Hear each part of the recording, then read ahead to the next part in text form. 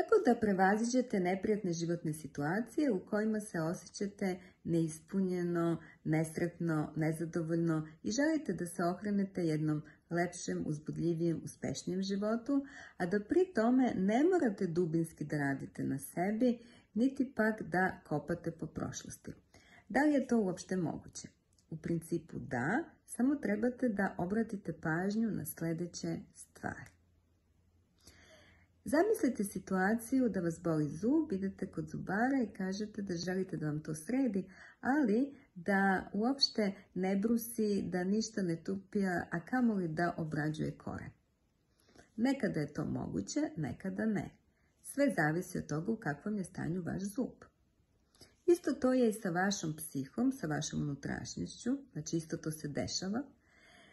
Naprimjer, ako imate neki dugogodišnji problem ili imate nešto što se pojavilo sada, nema nekih dubokih korena, nemate nekih dubokih traumatičnih iskustava. Znači, od toga zavisi koji će vam metod više pomoći, jer u principu postoje metodi i tehnike koji rade na tom dubinskom jednom nivou, gde je potrebno da se susretnete sa nekim neprijatnim situacijama, gde je potrebno to malo kopanja po prošlosti.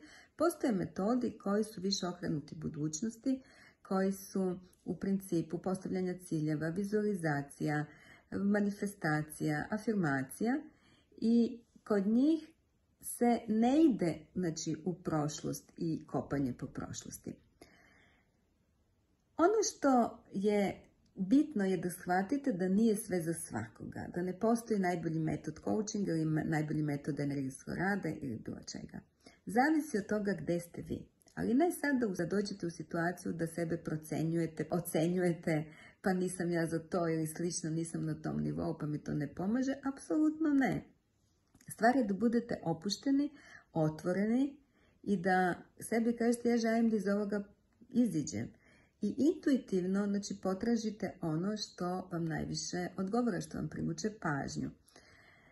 Za početak su to jako dobri metodi gde vizualizirate, gde afirmišete nešto, ali evo na što trebate da obratite pažnju. Vidite koliko vremena koristite takve tehnike i vidite koliko vam pomažu. Ako dođete u situaciju da su vam one pomogle kod nečega, ali postoje neki problemi gde baš nikako ne ide i ponovo se vraćate na isto, onda je tu potreban neki dublji rad na sebi. Ono gde ljudi možda su u zabludi pa pogreše, teraju dalje na isti način. Znači kad nešto ne ide, promeni, nađi nešto drugo što možda može da ti više pomogne. I ne plašite se od tog kopanja po sebi. Postoje načini kada može da se dođe do dubinskih blokada, a bez razgovora, bez mnogo priče, bez toga da se podsjećate sada nešto što je bilo, pa to je bolno i boli.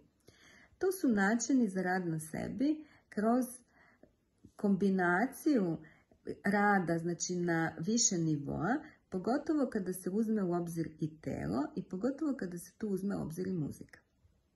Ono do čega sam ja došla je rad sa šamanskim bubnjevima i sa kombinacijom metoda moderne psihologije, modernog rada na sebi. Znači jedna kombinacija starih tehnika sa ovim, da kažemo, modernim načinima rada na sebi. I onda je moguće da se kroz taj rad dođe do veoma dubokih nekih stvari i da se oslobodite njih, a uopšte da o njima niste ni pričali. Da jednostavno osjetite posle polet i da se okrenete sada lepoti života. I da to nešto otpadne, a uopšte ne znate ni šta je otpalo, ali se osjećate lepše i bolje.